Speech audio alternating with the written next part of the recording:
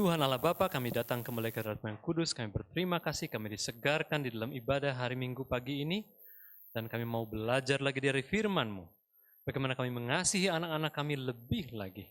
Tuhan kiranya membukakan hati kami dan pikiran kami, sungguh supaya kami bisa mengerti dan terutama kami bisa melakukan apa yang Kau inginkan untuk anak-anak kami.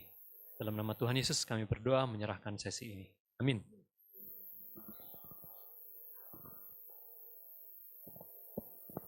Ya, kita masuk garis besar sesi 3, bab 5. Ya. Kita sudah belajar 2 bab pertama. Ya. Dan Anda udah tahu di mana letak Anda di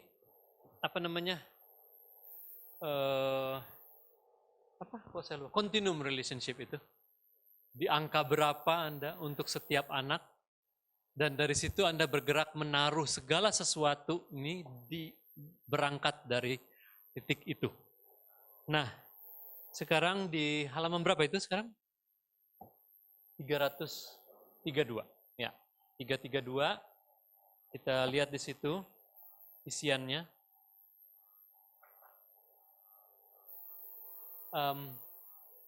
Adalah perintah untuk mengasihi. Boleh seorang tolong bacakan Yohanes 13 ayat 34 dan 35.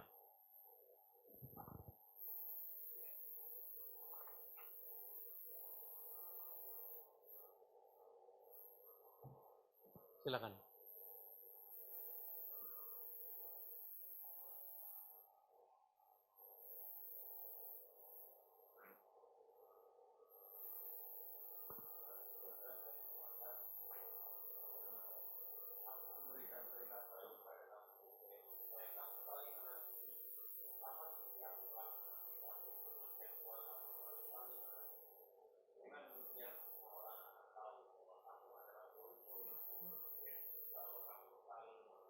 Terima kasih. Saya sudah pernah menjelaskan ini di kelas-kelas yang lalu.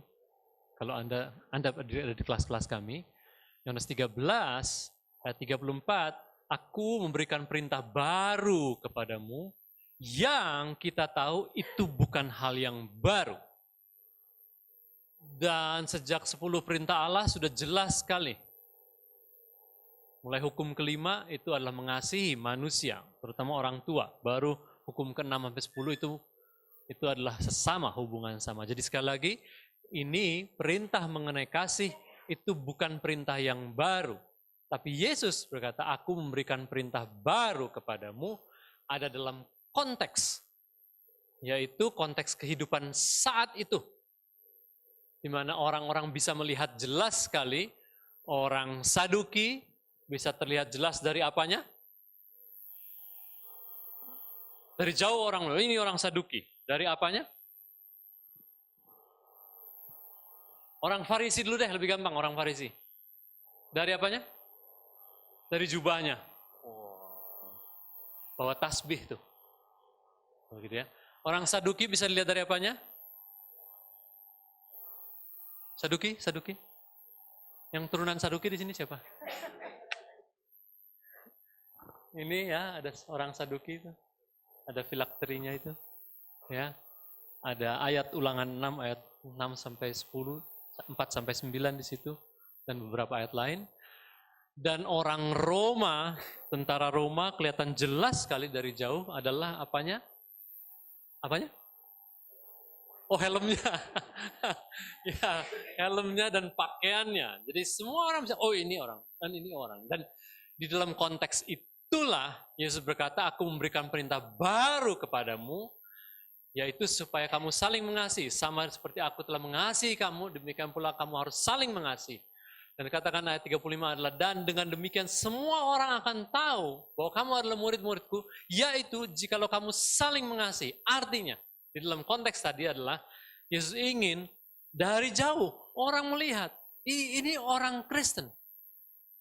Ini orang Saduki, ini orang Farisi, ini orang Romawi, ini orang Kristen. Dari mana? Oh, dari kasihnya. Sehingga kenapa itu disebut sebagai perintah baru adalah dalam konteks itu harus jadi ciri kehidupan. Nah, sekarang kita belajar di konteks kehidupan keluarga. Apakah orang lain bisa melihat kita, keluarga kita, betul saling mengasihi. Dan bagaimana cara kita menangani anak-anak kita, betulkah itu memperlihatkan ciri sebagai perintah baru dari Yesus? Gitu. Dan itu yang Yesus minta adalah supaya betul-betul jadi ciri. Oleh sebab itu, dari yang lalu-lalu kita belajar dari 1 Korintus 13 ayat 11 dan sebagainya, kita pertama mau meletakkan kasih itu dalam konteksnya untuk periode ini betul-betul harus lebih besar lagi dari periode sebelumnya. Kasih itu. Karena tantangannya di sini lebih besar. Tetapi kalau kita melimpahkan kasih kita, itu akan jadi jauh lebih baik. Nah, isian berikutnya. Tapi perintah itu menimbulkan frustrasi. Ya, Anda baca lagi di babnya itu, bab 5. Bagi sebagian orang, kasih adalah kata kerja dari perasaan.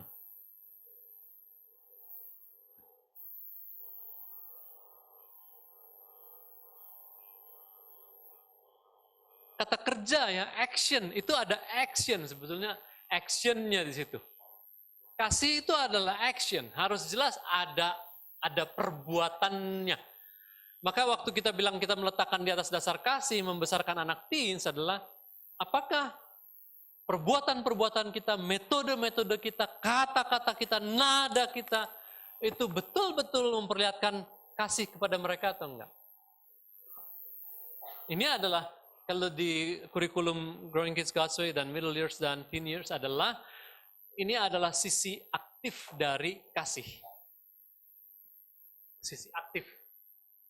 Tindakan. Dan yang kedua adalah, bagi yang lain, kasih adalah sebuah perasaan yang tak ada hubungannya dengan tindakan. Jadi sebetulnya di sininya sebetulnya. Di perasaannya. Dan ini disebut sebagai kasih yang pasif. Waktu kita menerima kasih itu soal perasaan. Kita merasa dikasihi enggak? Nah sekarang jadi, anak-anak kita, waktu kita ngomong, waktu kita bertindak, waktu kita memberikan keputusan, bentuk apapun, dia merasa dikasihi enggak? Dia bisa lihat itu sebagai ciri kasih enggak dari orang tua? Itu yang harus kita lebih demonstrasikan di umur ini, lebih dari umur-umur sebelumnya. Karena ini adalah anak-anak yang udah berkembang secara nalar, secara semuanya sosial, intelektual. Ya. Maka dari situ kita lihat contoh Kristus, teladan surgawi. Yang pertama adalah Kristus mengasihi dengan tindakan jelas sekali. Yohanes 3 ayat 16 itu jelas sekali ada tindakannya. Yaitu salib Golgota. Itu adalah tindakan dari Kristus. Bukan cuma perasaan. Dan yang kedua adalah Kristus menunjukkan kasihnya dalam perasaan pada peristiwa kematian. Temannya itu enggak ada ya. Oh, temannya boleh kasih koma. Lazarus. Bukan temannya Lazarus ya. Yesus adalah temannya Lazarus. Temannya, koma, Lazarus. Jadi, kalau Anda lihat di Injil, waktu dia menghadapi berita kematian Lazarus, dia sungguh sedih. Dan itu adalah sisi perasaan dari kasih. Dan bagaimana Yesus bisa melakukan tindakan kasih dan perasaan kasih adalah karena ini. Filipi 2 ayat 5-8.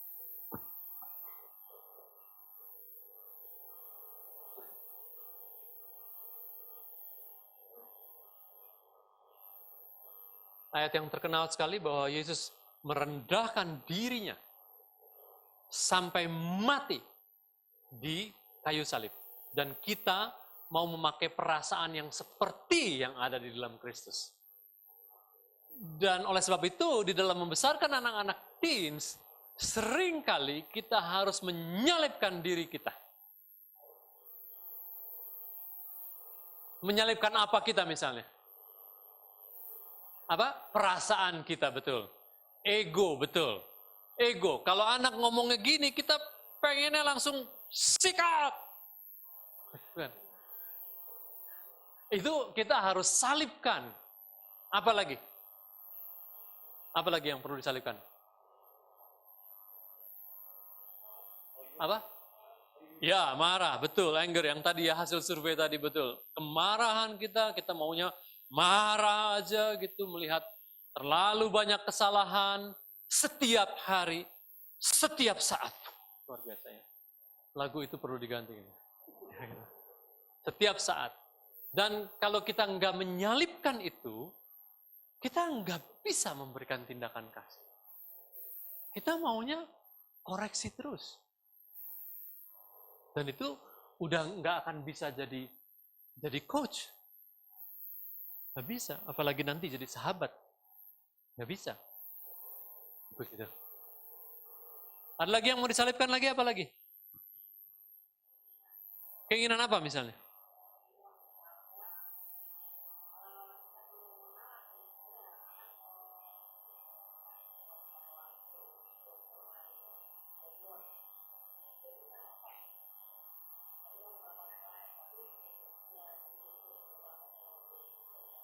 Bagus, betul. Menyalipkan keinginan kita, keinginan untuk istirahat, keinginan untuk santai. Karena Yesus mempunyai keinginan waktu di Taman Getsemani itu. Kalau boleh ini lalu cawan ini, itu keinginan dia, tetapi dia menaruh itu di salib supaya dia melakukan kehendak Bapa. Jadi keinginan kita, banyak keinginan untuk dihormati, itu harus disalib. Karena kalau kita nggak taruh di salib, kita pengen dihormati dan kita memaksa anak remaja kita untuk menghormati kita nggak akan dapat. Kalau di sini bisa, di sini boleh. Nggak boleh bicara begitu sama ayah. Boleh, itu laku. Tapi di sini, nggak laku. Itu bukan umurnya. Kita mesti salibkan ya. Baru kita dapat nanti. Dan ada banyak lagi, kita masing-masing akan beda-beda apa yang perlu kita salibkan. Gitu ya. Dan Romawi 3 adalah belajar berkata, aku mengasihimu. Ya. Dalam berbagai tindakan dan perasaan. Dan ini yang menyebabkan frustrasi. Karena kasih itu dikomunikasikan melalui bahasa, yaitu bahasa emosional. Dan kenapa menimbulkan frustrasi? Karena cara bahasa emosional kita dan anak kita seringkali berbeda. Nah, kalau Anda terus melakukan PR sejak Growing Kids God's Way, terus diulang lagi di middle years, terus diulang lagi di sini lagi, untuk mengidentifikasi bahasa kasih anak-anak dan kita masing-masing, itu suasana aman, tentram, damai, sentosa, gemah, ripah, loh jinawi itu akan jauh lebih terjamin. Begitu ya. Ada pertanyaan sampai saat ini? Ya, benar nih. Boleh tolong mic-nya tadi di mana? Ya, terima kasih.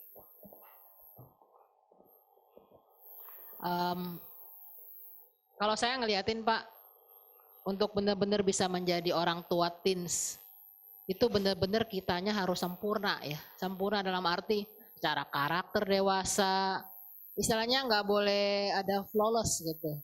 Karena kalau kita flawless, ya kita nggak bisa mendidik anak kita gitu. Kalau saya perhatiin begitu ya. Nah, kita kan semuanya manusia berdosa, orang tua yang masih banyak cacat celah. Nah, bagaimana kita, sedangkan anak saya menyadari gitu ya, anak dalam masa-masa remaja ini sangat idealis, sangat menuntut. Kita harus punya integritas dan segala macam, itu baik gitu ya. Tapi kadang-kadang kita kedodoran gitu loh, keteteran juga dituntut seperti itu. Nah itu gimana tuh ya, maksudnya tips and triknya supaya satu sisi kita lagi mau belajar untuk memperbaiki diri, tetapi pada saat yang sama kita juga harus mendidik dia dengan raw material yang sudah baik gitu loh. Nah itu gimana tuh? Oke, terima kasih. There's no trick. It's not a magic. Tips Pak, tips. Ya, diperbaiki. Oke, treat. Oke, silakan. Sama Bu Narni, saya juga. Maksudnya kita nggak akan sempurna lah ya. Tetapi kita bisa menjadi teladan. Dalam hal apa? Kalau kita salah, kita minta maaf. Saya pernah emosi marahin anak-anak, ya pasti.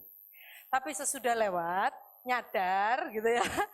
Maka apakah kita cukup rendah hati untuk mau minta maaf? Misalkan saya tadi marah-marah terus kebablasan gitu ya. Seringkali di keluarga kami saya kalau bilang tadi Bun keterlaluan. Gitu ya. Jadi saya minta maaf, tadi kebablasan, keterlaluan. Gitu ya. Sehingga itu menjadi justru kelemahan kita waktu kita mau rendah hati mengakui, itu menjadi teladan buat mereka. Bahwa kita semua akan melakukan kesalahan. Tetapi waktu kita mau melakukan kesalahan, apakah kita mau minta maaf dan memperbaiki hubungan kita. Jadi disitulah indahnya. Kuncinya adalah kita nggak akan pernah sempurna. Kita lakukan kesalahan. Kadang-kadang anak datang pas kita capek, aduh begitu ya, ada hal-hal seperti itu. Tetapi yang paling penting waktu kita berhubungan dengan anak-anak usia remaja adalah kita perlu untuk genuine, perlu untuk transparan, dan perlu untuk tulus gitu ya. Jadi waktu kita minta maaf tulus. Anak-anak tahu bahwa kita sungguh-sungguh gitu ya. Jadi bahwa tadi Bun kebablasan. Keterlaluan, mention yang dulu-dulu dan segala macam yang nggak ada hubungannya. Kamu mau nggak maaf? Nah, itu jadi satu teladan bahwa kita pun nggak sempurna, tapi kita mau membawa hubungan kita, hubungan dewasa. Kalau ada yang salah satu minta maaf. Dan anak-anak jauh lebih mudah memaafkan kita. Dan anak-anak enggak pernah menuntut kita sempurna. Enggak. Tanyain deh. Tuh ada 3 tuh anak. Papi harus sempurna enggak? Enggak. Siapa namamu? Frederick. Papi enggak sempurna kan? Dan enggak harus sempurna kan? Oke. Ini Cici atau adik? Papi, mami harus sempurna enggak? Pengen ya? Ini ayah harus sempurna enggak? Ayah sempurna enggak? Menuntut sempurna enggak? Bosen. Kalau sempurna bosen. Enggak menarik. Enggak menarik. Jadi jangan pikir bahwa kita harus sempurna karena kita enggak akan sempurna. Jangan terintimidasi karena hal itu. Begitu ya. Pak Joshua. Boleh tolong kasih ke sana mic-nya? Ujung. Saya tambah sedikit lagi, Bu Narni tadi ya. Bu Narni kan bilang anak-anak umur segini ini kan lagi ideal-idealnya. Gitu ya. Betul sekali, anak-anak di umur teen awal, 13, 14 gitu ya. Korem-korem awal nih ya, mereka bisa melihat masalah. Ininya kurang, ini, itunya begini, itu apa, itu, ini, semua dia bisa lihat. Tetapi di umur 15, 16, mereka mulai bisa punya perspektif. Perspektif artinya mereka bisa meletakkan, oh gitu ya. Semakin perspektif ini akan semakin tertolong, terutama kalau dia berkontribusi. Apakah dia ikut jadi penerima tamu ya, ataukah dia ikut jadi WL, ataukah ikut dari apa, dia bisa melihat bahwa nggak bisa segala sesuatunya sempurna. Kalau kita duduk sebagai penonton, nah itu kelihatan itu semuanya. Waktu mereka mengambil kontribusi, mereka punya perspektif. Dan semakin matang anak tersebut, dia bukan hanya bisa melihat masalah, dia punya perspektif, tapi dia akan menjadi part of solution. Dia bisa kasih ide ke Koko, ke GI Korem ya, gimana kalau gini, atau bisa ngobrol-ngobrol, kayaknya banyak yang ini, atau waktu itu anak kami, Ranita pertama masuk Korem, pulang, waduh, dengan segala macam keluh kesahnya ya. Anaknya nggak dengerin, begini, begitu, dan semuanya ya. Bahkan kami mendapat saran dari beberapa orang, udah Ranita nggak usah Korem 1, langsung Korem 2 aja yang SMA. Ya. Atau ada yang kasih tahu, langsung KU aja gitu. Tapi kami mendorong untuk tetap di Korem dan melihat apa yang bisa dilakukan di situ, gitu ya. Bahkan dengan segala keluh kesahnya dia bilang, Bun harus lihat korem itu seperti apa waktu itu ya. Jadi saya sempat duduk dan melihat. Tapi inilah anak-anak remaja kita. Mereka bisa melihat, kemudian bergeser, bisa melihat perspektifnya dan menjadi solusi. Nah, mereka tidak mengharapkan kita sempurna. Awalnya mereka melihat kita, mami begini-begini kan harusnya begini, harusnya begitu. Tapi kemudian mereka bisa melihat perspektif. Bagaimana ayah, ibunya melakukan sesuatu dan mereka punya perspektif dan mereka bisa berdiskusi gimana untuk solusinya supaya hal-hal seperti ini nggak terjadi. Saya tambah sedikit ya. Jadi waktu anak-anak di umur ini memang idealis, sebetulnya bukan idealis sih. Sok tahu. Lebih tepatnya begitu. Sok tahu banget gitu loh. Maksudnya harusnya. Nah, tantangan buat orang tua adalah menghadapi kesoktahuan ini, langsung sikat. Tantangan buat orang tua ya. Enggak gitu. Gini. Selesai. Jadi udah nggak ada conversation begitu ya. Jadi ingat lagi, kembali lagi ke sadarilah bahwa ini baru 12, baru jadi gede, baru 13. Jadi jangan langsung disikat terus begitu ya. Nanti selesai dia. Silakan Pak. Ya, terima kasih.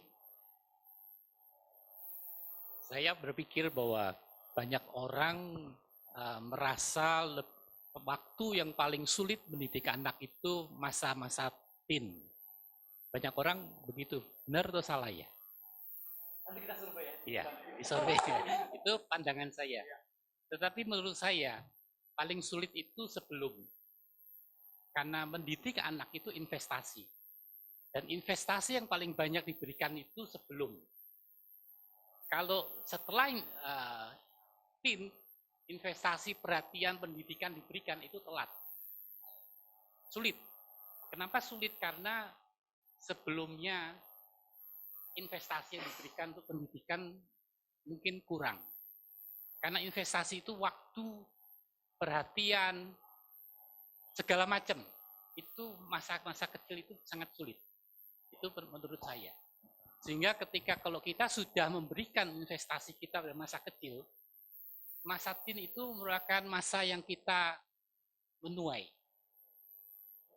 Penuaian. Itu menurut perkiraan saya. Mungkin bisa salah, mungkin bisa memberikan. Ya, betul. Betul sekali yang Bapak katakan.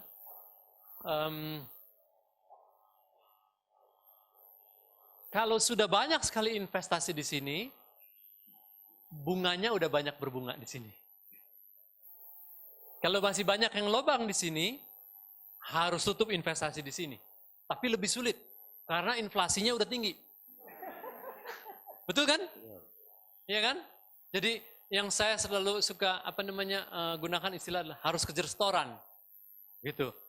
Maka selalu seperti tadi saya bilang, lihat lagi bab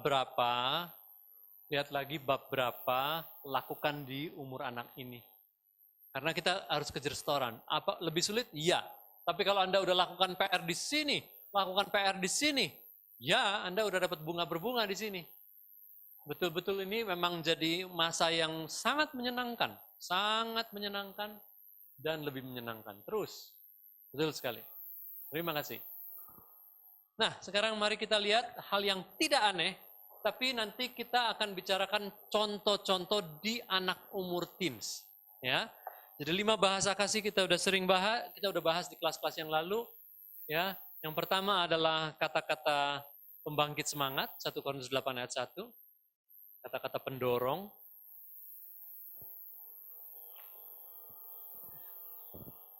Yang kedua adalah pemberian hadiah, Efesus 5 ayat 25. Yang ketiga adalah tindakan kasih atau tindakan melayani. 1 Yohanes 3 ayat 18. Nomor 4 adalah waktu berkualitas. Nomor 5 adalah sentuhan kasih dan kedekatan. Nah, kami bisa mengidentifikasi sejak di umur-umur ini. Kami mengidentifikasi dan membicarakan dengan anak-anak dengan kuesioner juga apa bahasa kasih mereka. Dan berinvestasi berdasarkan harganya. Harga yang cocok berdasarkan bahasa kasih mereka. Bapak Ibu kalau masih ingat ya dulu waktu di KKGW kita bahas bahasa kasih, terus tanya anak-anak ya, kita menganalisa anak-anak kita, terus bahasanya adalah kamu tahu nggak kalau ayah pun sayang sama kamu? I know. Kok bisa tahu? Kan ayah sering beliin ini, beliin itu. Nah itu bahasa kasihnya adalah pembelian hadiah ya. Oh soalnya kan ayah sering bilang begini apa. Dari respon mereka kita bisa tahu ya bahasa kasih mereka apa dan tindakan-tindakan mereka. Waktu mereka masih kecil-kecil, yang sukanya pemberian hadiah itu paling senang bungkus-bungkus mainan yang sudah ada, stok yang ada, terus tuker-tukeran hadiah. Atau dia suka memberi hadiah temannya. Ya. Nah waktu anak-anak dengan bahasa kasih pemberian hadiah ini menjadi remaja, biasanya mereka juga suka kasih ke teman-teman sesuatu yang menjadi kebutuhan temannya. Hal kecil-kecil kadang ya. Nah waktu masih kecil, kita sediakan stok ya. Kalau kasih snack, kasih makanan, anak-anak kasih ekstra untuk bagi ke temannya. Nah, waktu menjadi remaja, nah anak ini mulai terlibat di pelayanan ya. Terus dia kebagian buat ini, art and craft. Ibu Lani tahu ini siapa. Nah, sibuk dia mencari dengan sungguh-sungguh ya, mau cari kancing, cari tas belacu dan lain sebagainya. Nah saya dengan bahasa kasih saya maunya yang efektif ya. Terus saya antarlah bahasa kasih saya ada quality time, saya ngobrol dengan dia, membantu dia ide, dianterin. Tapi kalau anak dengan bahasa kasih gift, perlunya 25, dia maunya beli 100 kain belacu. Bandar rugi nih, nggak bisa direimbas kalau 100. Apa-apa, tapi nanti kan bisa dibawa pulang katanya ya, dan lain sebagainya. Jadi kita bisa melihat dan tetap mendukung bahasa kasih anak-anak kita. Nah, di keluarga kami ada juga anak yang dengan bahasa kasih waktu berkualitas. Waktu berkualitas anak yang suka ngobrol dengan kedalaman ya. Bapak Ibu masih ingat kami waktu anak-anak masih kecil, Pak Rizal untuk membangun hubungan punya buku komunikasi ya, yang isinya masih anak-anak sekali. Tapi waktu mereka bertumbuh besar, seringkali waktu mereka mengungkapkan itu tuh, melihat masalah harusnya begini, atau mereka appeal, boleh nggak uang sakunya naik? Maka saya pasang kuping ya. Terus kalau mereka cerita nggak segera, tapi saya punya buku catatan waktu mereka menjadi besar, gitu ya. Jadi waktu teens saya yang nyatet. Waktu anak-anak, Pak Rizal yang tulis buku, kasih ke mereka ya, kasih tugas-tugas. Waktu mereka menjadi besar, setiap anak saya punya buku. Sehingga waktu mereka cerita dan curhat ke kita atau menyampaikan keinginan, kita ya dengan tugas tanggung jawab dan pekerjaan kita, biasanya kita lupa. Jadi begitu selesai ngobrol, kita rekap. Notulen. Executive summary disampaikan. Dan kita mendiskusikan gimana caranya jalan keluarnya. Macam-macam anak-anak itu ya. Jadi kalau anak yang waktu berkualitas dan nanti di umur yang lebih besar lagi waktu mereka sudah pergi, saya semakin perlu mencatat waktu mereka Skype. Karena waktu mereka cerita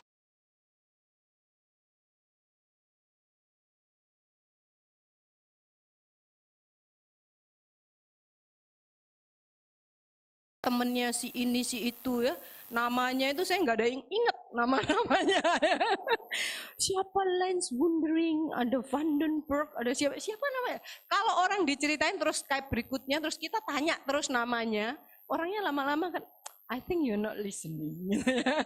Jadi saya catat tuh nama-nama teman yang dia ceritain dan terakhir sampai di mana. Jadi waktu Skype berikutnya kami start where we left off. Jadi kita terus bisa mendengarkan dan memiliki waktu berkualitas. Tetapi waktu mereka di umur 13-14, saya mulai mencatat dan mendengarkan keinginan hati mereka apa. Contohnya ya, satu anak kami yang menyampaikan, selama ini kan kalau aku les itu kan pilihan ayah bunda. Oh oke. Kan lesnya itu yang musik-musik semua. Oh oke. Kami ada olahraga. Tapi juga kayaknya menurut dia itu pilihan kami ya, pingpong, berenang, terus aku tuh sebenarnya pengen nyoba sesuatu yang baru. Oh, oke. Terus dia bilang, apa kamu pengen coba apa? Aku pengen nyoba Muay Thai. Ini anak perempuan yang halus gitu ya. Wah, shock. Begitu dengar langsung kita maunya nggak bisa, Red. Itu nggak cocok sama tangan pianis. Nanti tangan kamu bisa, wah ada segala macam. Maunya saat itu udah pasti big no. Big no gitu ya. Tapi kami dengar, oke, nanti kita kenapanya ditanya dan ini di waktu berkualitas itu ya. Terus kemudian nanti dipikirkan dulu. Dan akhirnya kami mengizinkan trial ya 10 pakai 10 itu waduh luar biasa, tapi kami mendengarkan dan mau memberikan mereka, aku mau coba, oke gitu ya. Jadi waktu-waktu berkualitas itulah waktu kami mendengar dan kami catat semua yang ada di hati mereka apa, dan semakin besar hal itu akan sangat menolong bagaimana kita membangun hubungan dengan anak-anak sesuai dengan bahasa kasih mereka. Ya, itu 2 contoh yang lain saya akan tambahkan nanti berikutnya. Ya, buat seorang ayah, waktu seorang anak wanita bungsu meminta untuk les Muay Thai, itu butuh iman besar. Dan menurut ego saya mau bilang enggak. Jangan. Nanti kalau kamu pulang tuh udah begini gimana? Itu ego saya. Tetapi untuk sekali lagi di umur ini dia punya perspektif, dia punya segala sesuatu, cara melihat yang berbeda, dan waktu kami berikan kesempatan, dia senang sekali, bahkan sekali kami mengantarnya ke sana. Begitu. Itu jadi sesuatu yang membuat dia juga merasa diperlakukan sebagai orang dewasa. Begitu. Bahwa keinginan saya didengar dan dipenuhi, begitu. Tentunya tidak semua keinginan anak-anak dipenuhi. Tapi godaan buat kita adalah kalau itu nggak cocok sama kita. Itu tuh. Kita maunya bukan begitu, itu yang menjadi godaan. Ya, anak kami yang ketiga itu adalah yang nomor 1. Anak kami nomor 3 itu kata-kata pendorong semangat. Ya, jadi dia ngomongnya juga banyak, dia sanguin sekali, bahasa kasihnya adalah itu, mudah sekali membuat dia merasa dikasihi, itu mudah sekali. Dengan mengirim pesan, mengirim dan segala macam, nanti kami banyak berikan contohnya. Tapi yang paling penting adalah kalau kita bisa mengidentifikasi bahasa kasih anak-anak kita satu persatu, dan kita mengisi itu melalui bahasa kasih tersebut, maka mereka akan betul-betul merasa dikasihi. Dan itu membuat hubungan kita menjadi jauh lebih baik. Pertanyaan? Ya, kita boleh mic-nya ke sini? Estafetkan.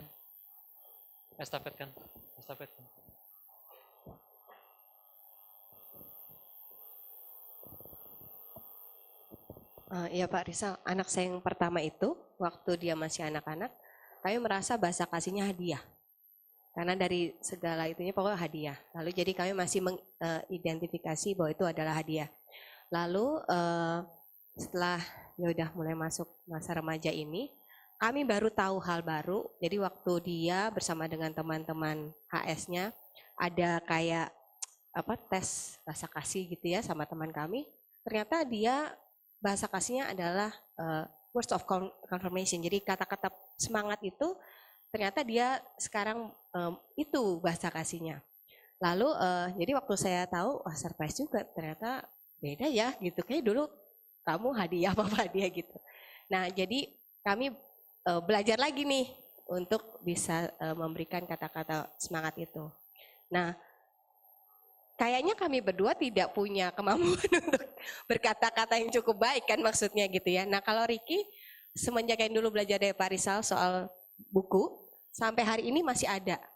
Dan dia juga kemarin kita ada kejadian apa lalu dia tulis gitu ya buat Ivy. Jadi masih pakai buku sampai sekarang gitu ya. Jadi masih dipakai. Nah saya tadi tertarik dengan yang Bu Rina. waktu yang soal waktu berkualitas itu. Nah saya memang kan setiap pagi sebelum anak-anak belajar ngobrol. Saya pasti pakai waktu karena sekarang dia udah belajar mandiri. Jadi kan udah nggak ini lagi gitu ya, nggak tektokan Tutorial. lagi. Jadi pagi pas breakfast itu saya pasti ngobrol. Nah memang udah penyakit umur kali ya. Jadi dia akan mengulang, "Mas si Ci ini loh gini-gini." Yang mana ya Ci-nya ya? Mukanya yang mana ya, Mami lupa gitu. Nah maksudnya kalau mencatat itu hanya sebagai reminder atau apa ya, ya saya kebayang sih kalau dia cerita lagi lalu saya lupa lagi orangnya yang mana atau nama itu pasti menyebalkan sekali gitu. Cuma maksudnya tadi buku itu yang menarik buat saya adalah itu catatan ibu pribadi untuk merimain gitu atau itu tuh jadi kayak suratnya ceritanya si papa ke anak gitu. Ini saya mau tanya itu aja. Itu pribadi. Terima kasih. Catatan pribadi. Anak-anak kami nggak tahu kalau saya punya catatan buku setiap anak gitu ya. Mungkin kalau mereka banyak melihat nih bukunya, kadang-kadang mereka tahu setiap anak kan satu buku gitu. Mungkin mereka mungkin mengetahui kemudian gitu ya bahwa oh saya suka catat-catat apa sih ini kan buku kamu gitu. Tapi saya nggak bilang di awal nggak ini. Tapi saya suka kalau saya ada waktu saya reflect atau mau merencanakan sesuatu saya bisa lihat kembali ke situ. Ya. Dan terutama ayah yang paling nggak tahu apa-apa. Jadi kan sering tanya, buku is a treasure. Ya. Itu buku. Wah, banyak sekali bukunya ini semuanya. Ada 4 ini di sini. Jadi itu buat jadi buku catatan untuk pribadi. kita. Karena dengan ya sekali lagi bukannya kita nggak mau mendengar ya. Kadang-kadang dengan tugas tanggung jawab kita yang macam-macam dan mereka mulai terlibat dewasa secara sosial. Spektrum mereka lebih luas, ada banyak sekali yang memang mereka lakukan dan kita nggak tahu semuanya. Gitu. Tapi waktu mereka cerita, saya ingin menyimak dan sungguh-sungguh mau tertarik dan menolong apa yang sedang terjadi di kehidupan mereka. Nah mengenai bahasa kasih 1, 2, memang setiap dari kita punya bahasa kasih primer dan sekunder. Seperti kita juga, kita berbahasa Indonesia, tapi bahasa Inggris juga lancar, misalnya, atau bahasa Mandarinnya juga lancar.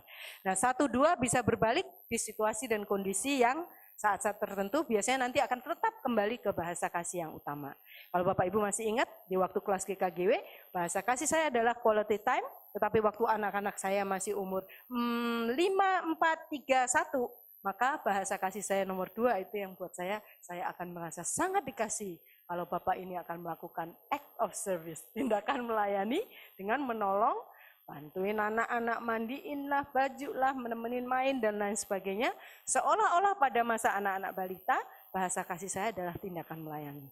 Tapi waktu anak-anak semakin mandiri, balik lagi tetap waktu berkualitas. Jadi antara 1 dan 2, kadang-kadang ada satu periode yang sepertinya saya lebih merasa dikasihi waktu saya menerima tindakan pelayanan, bahasa kasih yang kedua. Dan ada yang memang cukup dekat, ada periode-periode remaja gitu ya, yang mungkin dia menjadi bahasa kasihnya dari kata-kata pendorong, dari give menjadi kata-kata dorongan semangat. Tetapi kalau memang bahasa kasihnya give, nanti akan tetap prioritasnya muncul, karena ini adalah masa transisi dia di early teens. Ya, jadi kemungkinan besar itu adalah ke satu keduanya. Hadiah dengan apa namanya tadi kata-kata semangat. Tapi memang tantangannya adalah kalau enggak gua banget gitu loh. Misalnya dia kata-kata pendorong semangat tapi saya nomor 5. Itu tantangannya. Tapi kita harus berusaha menggunakan bahasa kasihnya dia, anaknya ya, gitu ya. Pertanyaan lain? Boleh tolong estafet?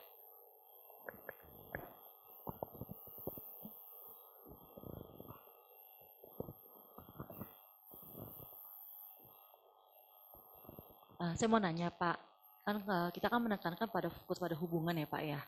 Pertanyaan saya ada 2 gitu ya. Apakah dalam fokus pada hubungan itu kita nggak boleh koreksi perilaku sama sekali? Terus yang kedua, misalnya kan tadi contoh kata Bapak, kita nggak boleh menyalipkan kemarahan kita, ego kita gitu ya. Saya anak kurang ajar sama kita Pak. Atau kita harus biarkan dan dia tidak ketahui kalau kita marah gitu loh Pak. Seperti itu. Saya pernah anak saya bilang ngomong saya digiling-giling pala. Saya buat sesuatu terus digiling-giling pala. Saya kesel gitu loh Pak. Kenapa giling-giling pala? kamu nggak pantas, misalnya kita marah gitu, kadang-kadang mungkin dia bisa ngomong sama kita whatever gitu. Masa kita nggak boleh kasih tau kita marah dia ngomong seperti itu gitu. Mau marah nih.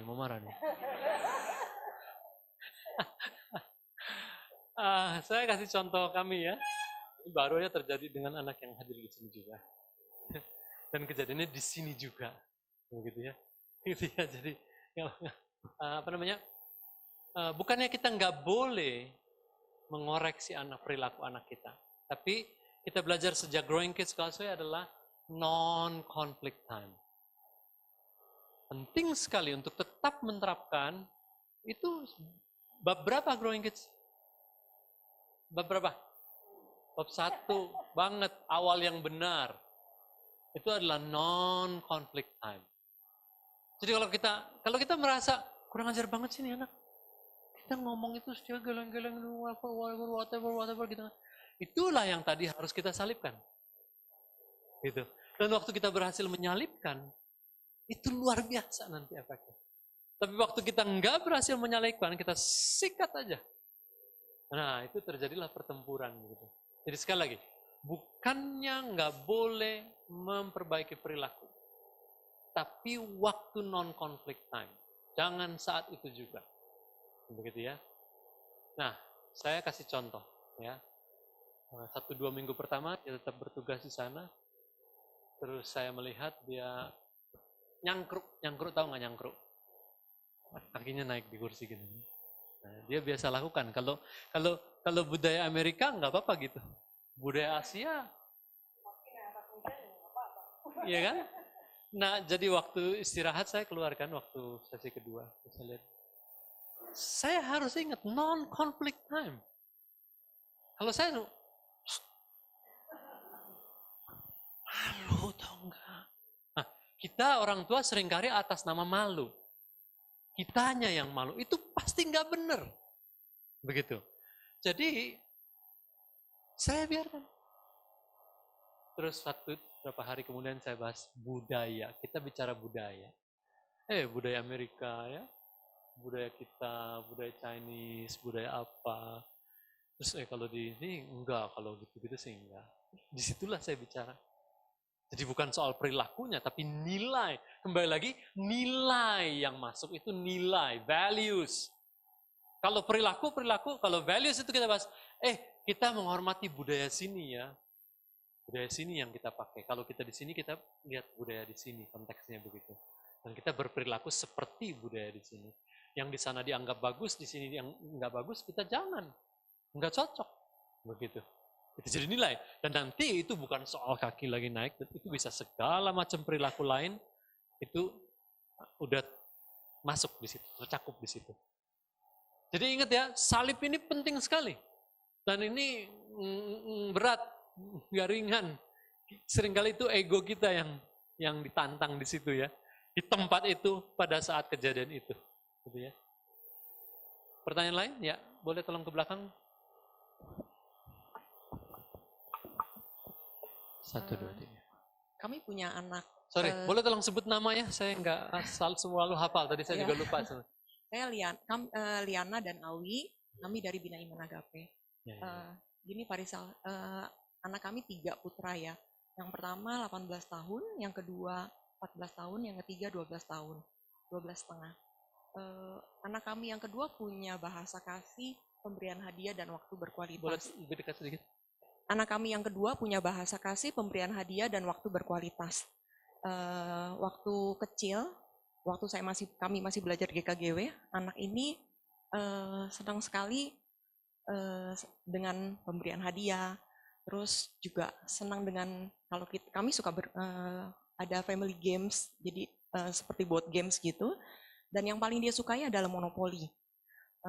Dan untuk waktu bermain monopoli itu kan butuh waktu yang cukup panjang, minimal bisa 1-2 jam. Kadang-kadang kalau cuma 1 jam tuh nggak seru gitu. Maksudnya lagi seru-serunya terus nggak mungkin diudahin gitu kan. Jadi biasanya kita perkirakan waktu kalau udah jam sekian kayaknya nggak bisa nih main monopoli. Tapi anak ini senang banget main monopoli. Jadi sedangkan kalau kokonya tuh senang dengan bahasa kasihnya adalah pembangkit semangat dan waktu berkualitasnya bentuknya lain.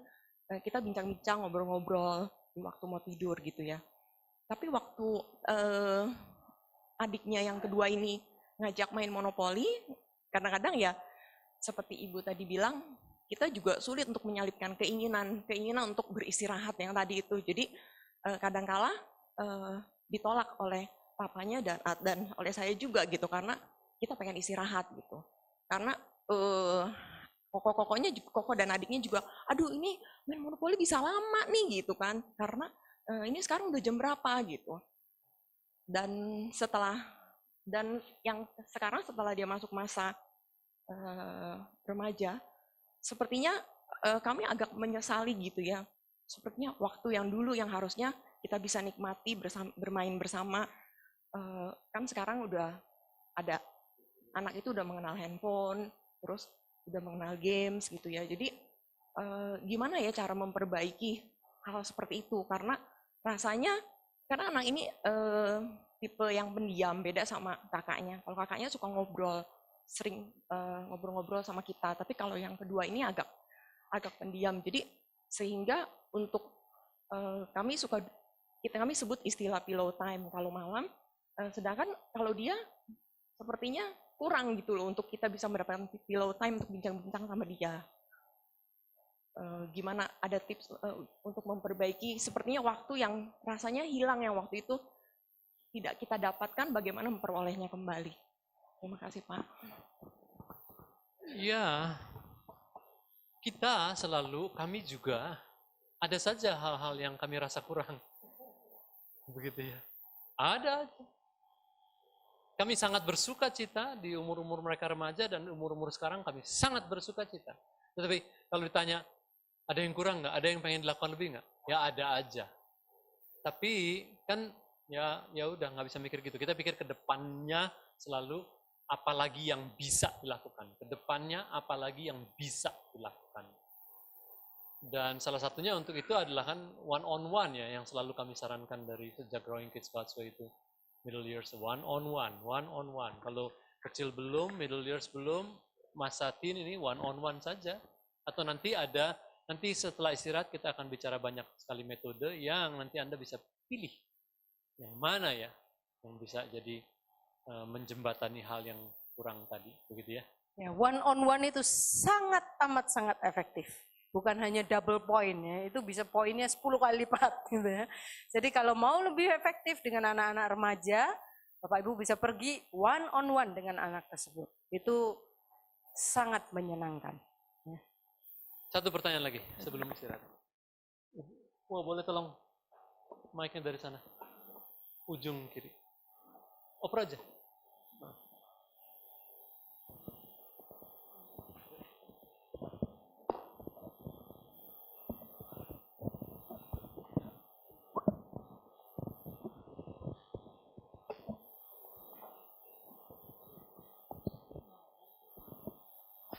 Ya, terima kasih Pak Rizal.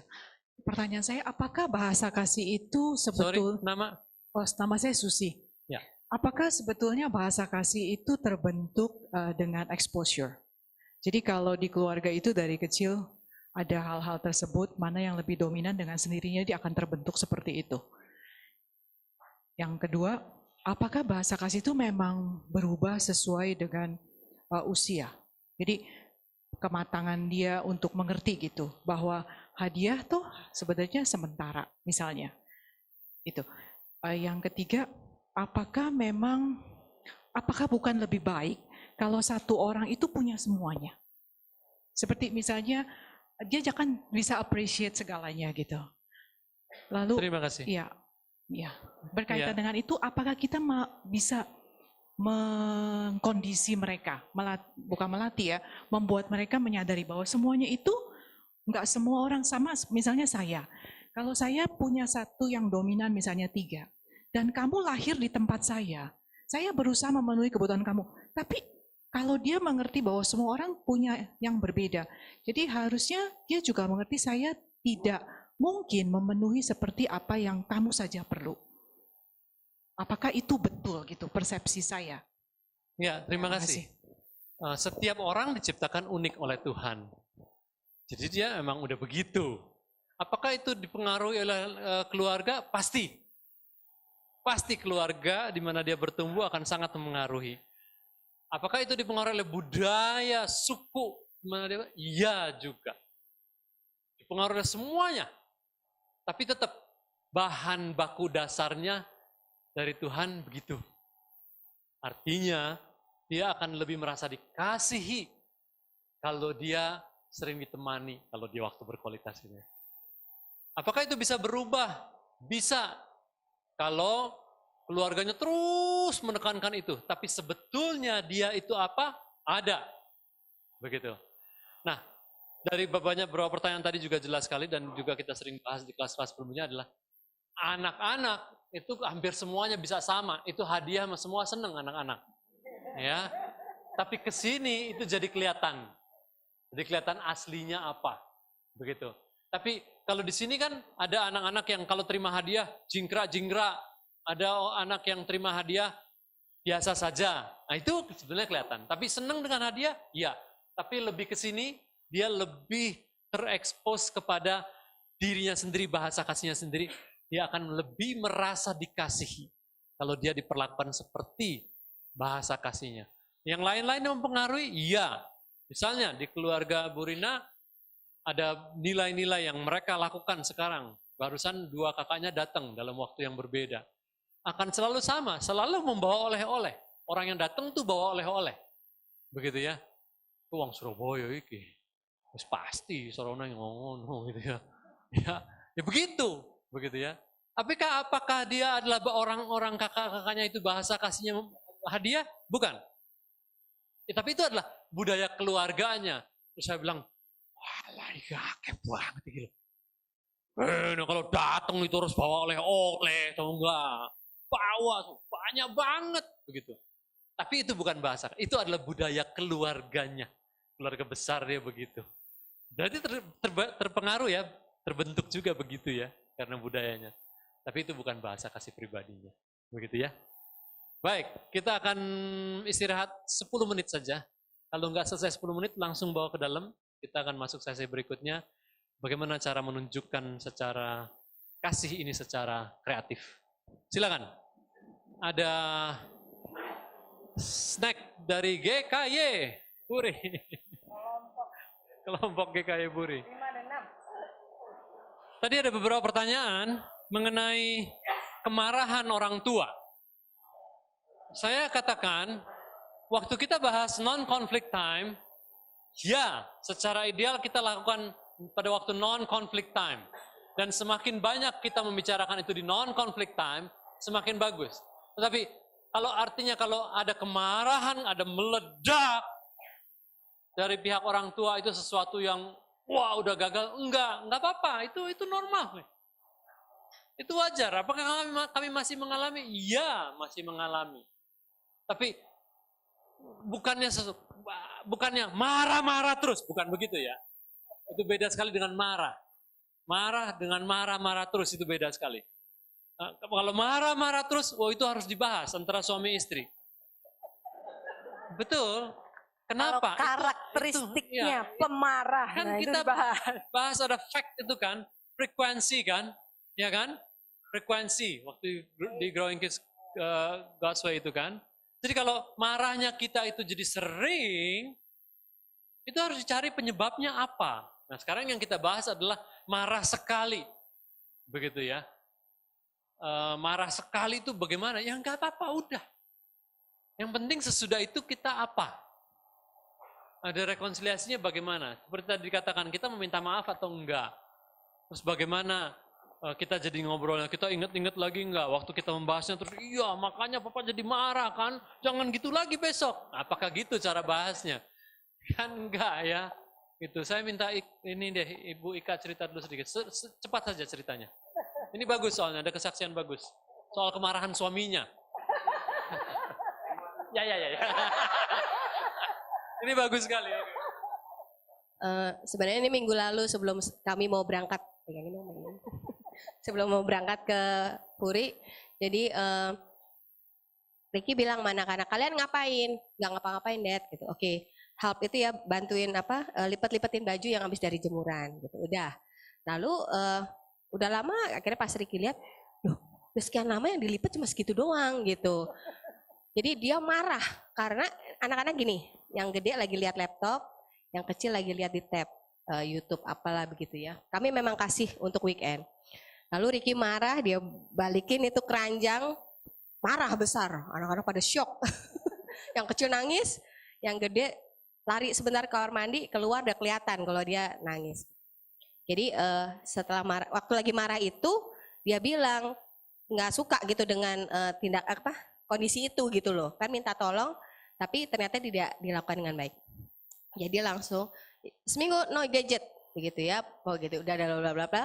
Si Cici ini dia bilang sih, Dedi di dalam isak tangisnya dia bilang, Dedi yuk please calm down gitu ya, karena aku butuh untuk tenangin diriku. Jadi dia bilang I need calm myself, so you must calm down, stop talking, I want to calm myself gitu. Jadi waktu itu saya cuma lihat doang, saya kayak penonton, saya nggak berkata apa-apa, saya juga shock soalnya.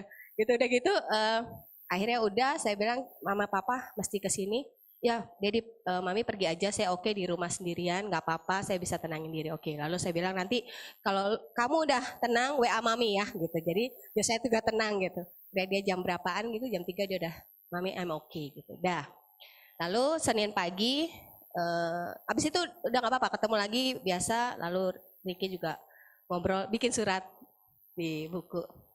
Lalu Senin pagi biasa saya bertiga rapat dengan anak-anak. Saya bilang kalian ngerti nggak kejadian kemarin tuh gimana begitu. Nah memang banyak bicara yang cicinya. Jadi ya salah memang begini. Oke, lalu is okay ya, seminggu ini kamu tahu ya no gadget apa? Ngerti mami, gitu tahu dah. Jadi, nah dari situ, dari hari itu, ini tadi bapaknya juga baru bilang, Ivy terlihat lebih helpful, sangat mudah untuk aku yang lipetin aja ya, atau ma aku lipet ini besok bisa besok nggak gitu, tanpa saya tanya, tanpa saya minta, dia udah mulai seperti itu dalam seminggu ini. Lalu lebih dewasa dalam berbicara. Karena kan disuruh ngejalanin PR, bicara secara dewasa. Jadi saya mikir, otak saya besok pagi saya rapat ngomong apa ya gitu. Jadi saya juga hati-hati dalam berkata, saya bilang, kalian mengerti kondisinya, kalau papa marah, papa pernah marah enggak? Enggak pernah begitu. Ya papa udah sangat sabar, tapi ya namanya udah begini-begini ya wajar enggak gitu. Iya sih bro, jadi ada ngomongan. Nah itu saya merasa waktu itu, aduh pas dibahasnya soal itu kan, nada suara, ya barusan tadi deh, nadanya tinggi banget gitu. Tapi ternyata tadi saya ngomong shock terapis sekali-sekali, boleh. Terima kasih. Selamat Bapak, kemarahan Anda menyelamatkan dunia. Jadi maksudnya tidak ada pembelaan, oke? Versi suami. Ya, saya hanya menambahkan bahwa ketika saya marah, saya tidak dikuasai oleh emosi saya. Jadi saya dengan tegas, saya fokus sama marahnya.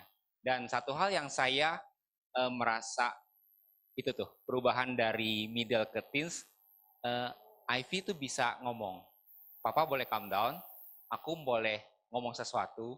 Jadi dia sendiri menyampaikan, ya aku tahu aku salah, tapi please aku nanti sore mau pelayanan, jangan sampai merusak suasana seperti itu. Jadi itu dia tahu porsinya dia salah, dan dia minta tolong untuk udah deh kita jangan terlalu ribut tentang hal ini. Dan saya merasa saya nggak berbicara seperti sama anak kecil lagi, udah mulai ada perubahan di situ.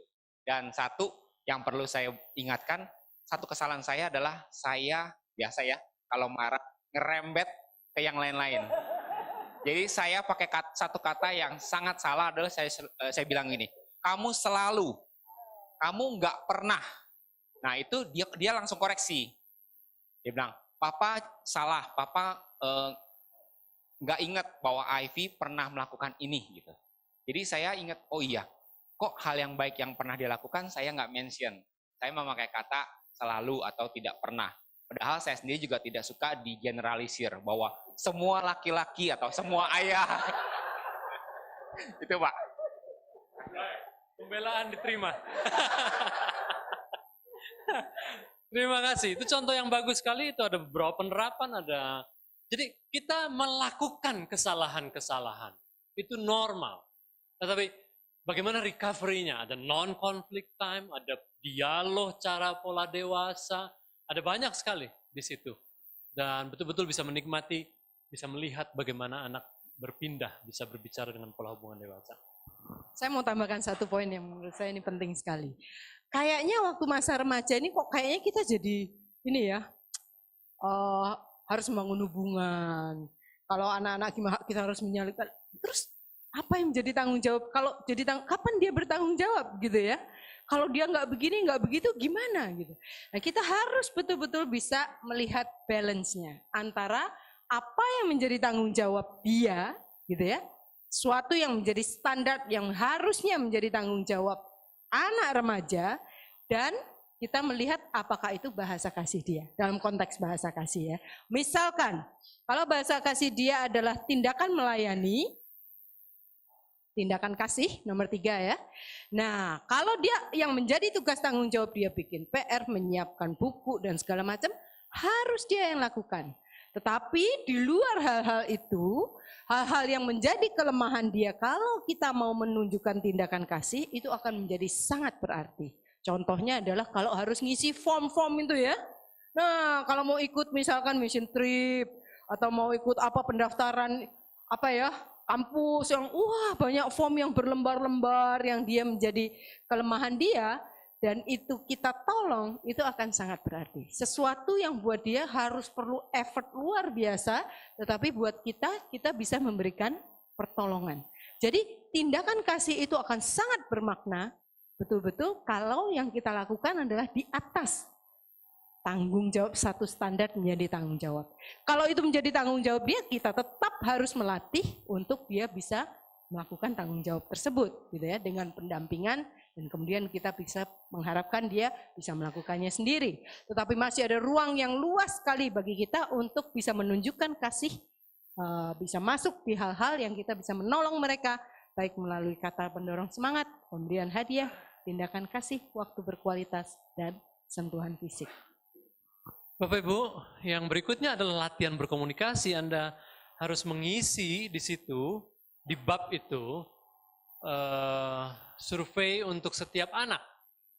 Nah, kalau Anda sudah pernah mengisi survei ini waktu Growing Kids God's Way, dan sekarang di middle years Anda nggak isi, di sini saya sarankan Anda isi.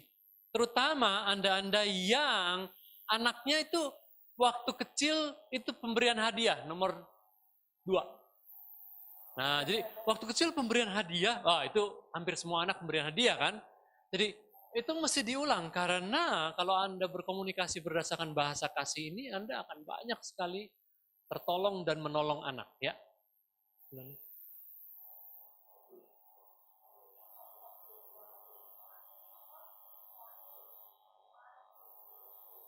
Halaman, kita lihat ya. Halaman berapa itu? 127. Ya.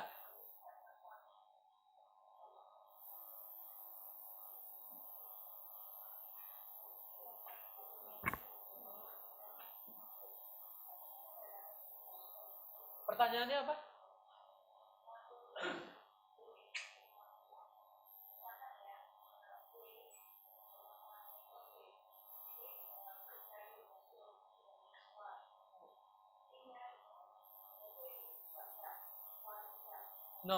No. Ya. Setiap kelompok ada 1, 2, 3, 4, 5. Ya, di setiap kelompok ada 1, ada 2, ada 3, ada 4, ada 5. Ya nggak mungkin 1, yang ini 1 juga, yang ini 2, terus 2 juga. Jadi 5 nomor itu di kelompok A, Anda isi 1, 2, 2, 1, 4. Nggak bisa. Harus isi ada yang 1, ada yang 2, ada yang 3, ada yang 4, ada yang 5. Begitu ya. Ya.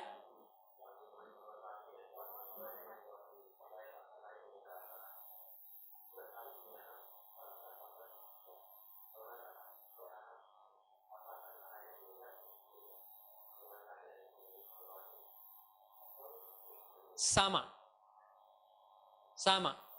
Bahasa kasihnya sama, bukan oh ya. Cuma kadang-kadang nomor 1 sama 2 sering sering bertukar, begitu ya. Ada pertanyaan lagi untuk mengisi itu, karena ini jadi PR nih, mengisi itu penting sekali, penting sekali. Nih, abis ini nggak ada kursus lagi nih. Kalau Anda nggak lakukan PR waktu growing kids, Anda nggak lakukan PR waktu middle, habis ini nggak ada kursus lagi. Jadi penting sekali mengisi ini dengan benar di anak umur ini ya. Halaman 127. Tapi diisi untuk setiap anak yang udah remaja. Masing-masing. Satu anak satu ya. Pertanyaan lain.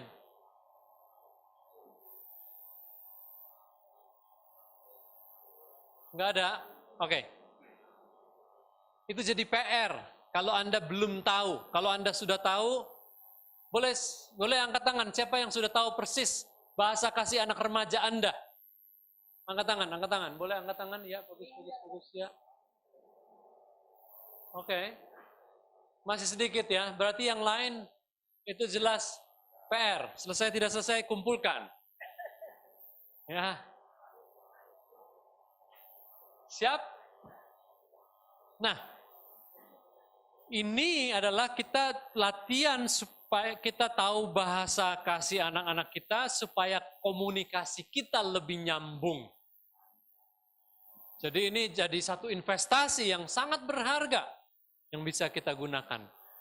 Nah, yang lalu itu kan ada kuasa hubungan, ya, di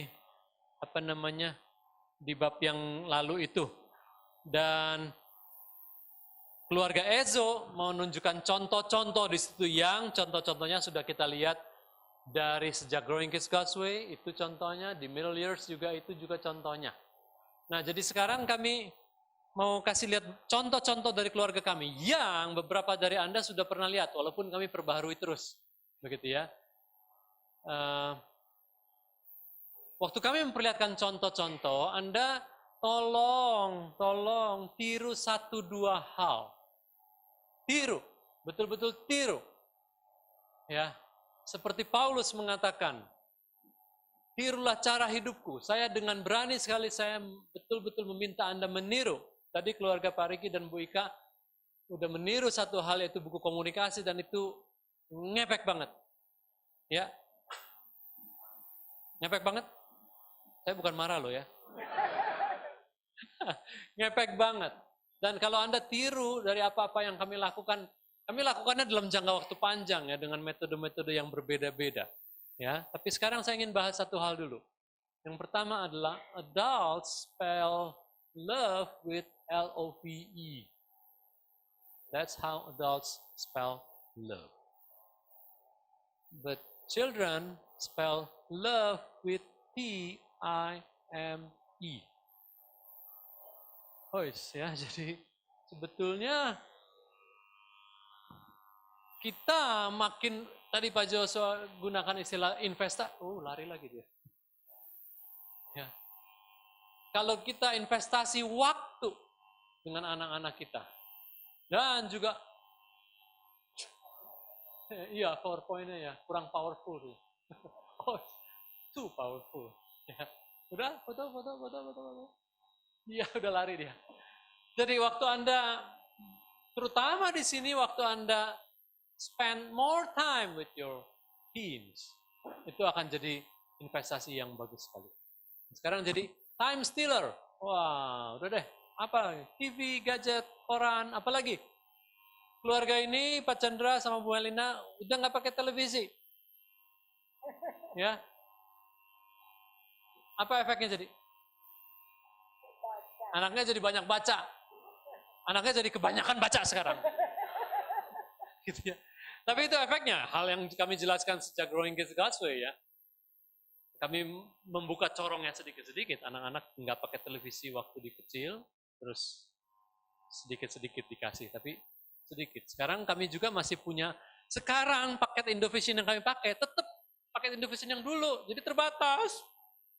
Papanya sedih ya. Jadi kita nggak buka semuanya gitu, karena pilihannya terlalu banyak gitu loh. Jadi kalau keluarga besar saya, udah nonton ini belum? Ini ada acara nih. Kita kagak punya. Nggak ada channelnya. Begitu, karena masih pakai yang dulu nggak diperbaharui. Jadi time stealer, koran kami hanya langganan Sabtu Minggu. Ya, koran tuh mau lah, tukang langganan koran mau. Minta Sabtu Minggu aja. Dan hal-hal apa lagi? Gadget, kita udah bahas banyak ya, bahas-bahas yang lalu. Ada yang pakai pembatasan jam, ada yang pakai keranjang, masukin di situ, ada yang pakai macam-macam. Ya, orange box dan sebagainya. Apalagi time stealernya?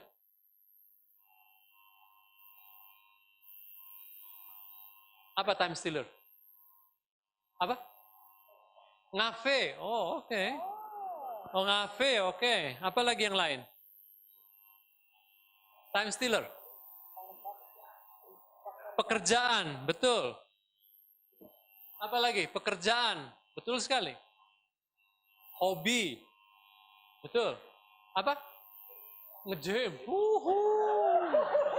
Wah, nge-gym. Udah gede lagi badannya, dari dulu udah gede, udah keras banget ototnya. Apa lagi? Apa? Arisan. Oke, arisan. Apa lagi? Apa? Pelayanan. Ya, betul sekali. Ya. Ada lagi? Orang lain. Dalam bentuk apa tuh, gimana tuh? Oh, pertemanan, ya reuni. Oh, tuh. Kawinan banyak banget. Betul, kami udah sangat-sangat mengurangi. Semua itu kami sangat kurangi begitu ya. Jadi kalau kawinannya itu yang temen SMA yang ngawinin ya. Enggak deh gitu ya. Maaf ya. Gitu ya. Karena ada prioritas ya. Jadi Anda daftarkan apa time stealer, karena kita hanya punya waktu sedikit sekali setiap hari.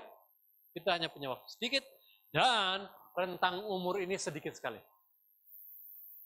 Kalau kita nggak dapat di sini, ya nggak akan bisa jadi ini adalah sahabat ya. Nggak dapat, nggak akan bisa jadi sahabat. Jadi waktu penting sekali. Ya. Nah, sekarang saya perlihatkan metode-metode yang kami gunakan yang Anda bisa tiru. Tapi modifikasi, silakan modifikasi untuk keluarga Anda. Dan beberapa Anda sudah lihat. Ya, kami gunakan buku komunikasi. Ya, apa tadi? Ini mana bukunya? Nah, ini. Nah, ini Winnie the Pooh bukunya. Buku komunikasi kami masing-masing dapat satu buku. Ya. Tapi ini adalah ayah, karena ayah yang sangat kurang waktunya. Jadi ini buku komunikasi saya dengan anak-anak. Jadi ini contoh buku komunikasi kami waktu masih anak-anak. Ya, sekarang keluarga Pak Riki, Bu Ika lakukan tetap sampai mereka remaja. Terserah. Ya, itu modifikasinya. Cocok-cocok aja. Ya, ini yang kami lakukan adalah ini halaman bukunya tahun 2001, anak ini yang sulung. Masih umur 6 ya. Ya, sekarang udah 22. Jadi kami kasih ayat, terus karakternya, terus buku, mainan, piring gelas, baju, diberesin atau enggak, yes no, terus dia harus melingkar. Terus saya kasih pujian. Terus saya tanda tangan, kasih stiker. Wah, seneng banget yang contoh berikutnya, besoknya. Amsal 24 ayat 29. Saya minta dia menghafalkan ayat dan harus memperkatakan ayat itu kepada saya besok paginya. Terus harus menerapkan ayat itu. Cara menerapkannya adalah tidak berebut mainan dengan adiknya nomor 3. Tidak membalas kepada adiknya yang nomor 3. Diam kalau adiknya marah-marah. Itu dia. Dia harus memberi lingkaran. Nah, ada dia lingkaran begitu. Ya, terus saya beri pujian lagi. Good Pranita, please continue to make Raya one of your best friend. Itu komunikasi kami. Buku. Ini saya akan pergi 4 hari, saya titip pesan. Please obey Bunda while ayah in Purwakarta. Be attentive and obedience. List down any attentiveness and obedience during these 4 days. Dia isi di sini. Ini tulisan anak umur 6. Waktu homeschool, for making bakpao, for making the house. Ada rumah-rumahan yang sedang kita kerjakan bersama. Saya kasih pujian lagi. Good Ranita, special thanks for your surprise house. It really shows your love to me and also your diligence. Tanda tangan. Ini contoh ya bagaimana kami membereskan kasus. Jadi ada istri lapor kepada saya, ada kasus begini. Jadi saya panggil anak saya. Nih, kamu tulis, dan dia harus tulis. Tulis ini, what did you do? Itu dia tulis. Terus tulis ini, nomor 2, why did you do that? Terus nanti dia harus pergi sendiri, dia harus merenungkan, dia harus isi jawabannya sendiri. Jadi ini, what did you do? I do bad things since morning. Why did it? Because I forgot about what you teach me. Do you think that is good? Not for me now, but for Satan is yes. Katanya gitu. Jawaban anak umur 6 ya. Do you think you please God by doing this? No. What is your plan? Action plan. To avoid this. Pray to God so God would help me. Jadi ini jadi non-conflict time yang bisa dalam sekali. Yang dia bisa merenung, terus kita nanti dia harus menyerahkan buku itu kepada saya dan membaca, oh oke, terus kita akan berdoa bersama.